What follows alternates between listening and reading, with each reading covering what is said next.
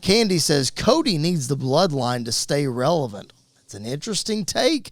Let's talk about this bloodline situation and the potential involvement of Cody Rhodes in the War Games scenario.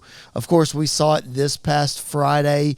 The OG bloodline reuniting in the middle of the ring, throwing up the ones after a little bit of controversy at the beginning of the show. Roman Reigns running Sami Zayn down in a promo, but listen, Solo said that he had a fifth man for War Games, and it was Sami, and Sami showed his allegiance to Roman Reigns, and as you see right here, it is a War Games match. This is not an official graphic. So I'm going to go ahead and throw that out there right now. It's not an official graphic. Somebody made this online that I wanted to show. These are the four right now. But, Jared, apparently we're looking for a fifth member for both sides. We saw the Usos and Sami Zayn go around on Monday Night Raw tonight and attempt to try to find somebody. We even saw Solo Sikoa trying to recruit Seth Rollins on the show. And then as Candy says, Cody needs the bloodline. So there's a fifth spot open. Is the American Nightmare going to fill it?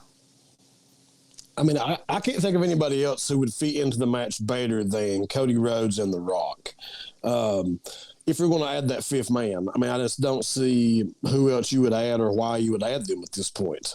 So, I mean, if I had to guess, I guess that would be my guess. But, I mean, I don't know. I don't know if just The Rock's going to randomly appear like before Survivor Series and join up, or if they're just going to go a completely different route. But I think that's the only thing that makes sense that I can see.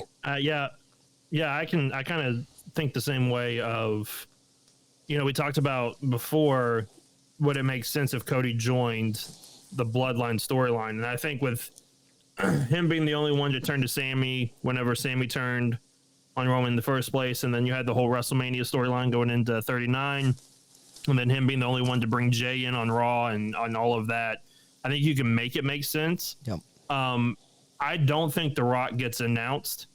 I think it's one of those where Solo says our fifth man will show up at Survivor Series. Like, you don't find out until Survivor Series. He doesn't even wait in the cage or anything like that. It's just like last year with Randy, the music counts down and then The Rock's music hits and he walks out. So like I absolutely can see that scenario happening.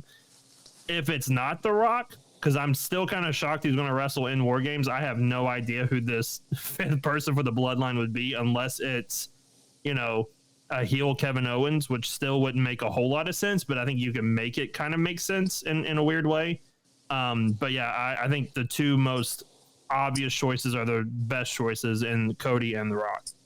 I think I'll go as far as saying if it's not going to be Cody and Rock, it doesn't need to be 5-on-5. It needs to be 4-on-4 because there's rumors of Zilla Fatu, there's rumors of Lance Anoa'i, there's rumors of Hikuleo, all these different Bloodline members who are supposedly signed and just waiting in the wings. Okay, that's cool, but let's think about the weight of this, Jared. This is War Games. This is the OG Bloodline versus the new Bloodline. I could see one of those guys being part of the new Bloodline since we've got all new members except Solo. They're not going to have as big of an impact. They'll probably have a bigger impact than Tonga Loa, but that's not very difficult. Hey, don't hate on second. Don't hate on the GOAT. Okay, my bad. But Jared, I think my point is, we have waited so long for this OG Bloodline to finally reunite. You can't just throw somebody random, even if it is a family member, as the fifth guy in this War Games match, right? Like, to me, it's bigger than that. I could completely see them bringing in somebody besides The Rock, like another family member for the new Bloodline. But as far as the other team, I definitely don't see anybody besides Cody that would make sense at all.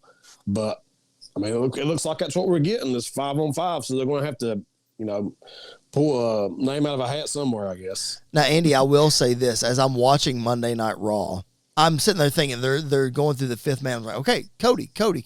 Makes sense. But then when Sami approached Seth, I went, oh, I could get behind that. Right? What do you think? Yeah, I think that, it makes sense because of the Shield history and everything that happened at WrestleMania this past year. But I think character-wise, it makes more sense for Cody to be the one more willing to. I mean, we've already seen him team with Roman, so he's already kind of burnt that bridge.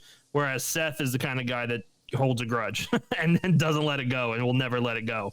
And so he even said that in the promo tonight of he will never team with Roman Reigns again. And I think that's a hill he will die on until, some point down the line, maybe Jon Moxley returns to WWE and we get a mini Shield reunion. I'm still holding out on that prayer at some point. I don't think it's going to happen, but you never say never in the wrestling business. But I think it's smart for his character to say, he's never going to team with Roman again, and he wants nothing to do with any of it. Like he gave his knee for the match last time. He doesn't want to. Wants nothing to do with it.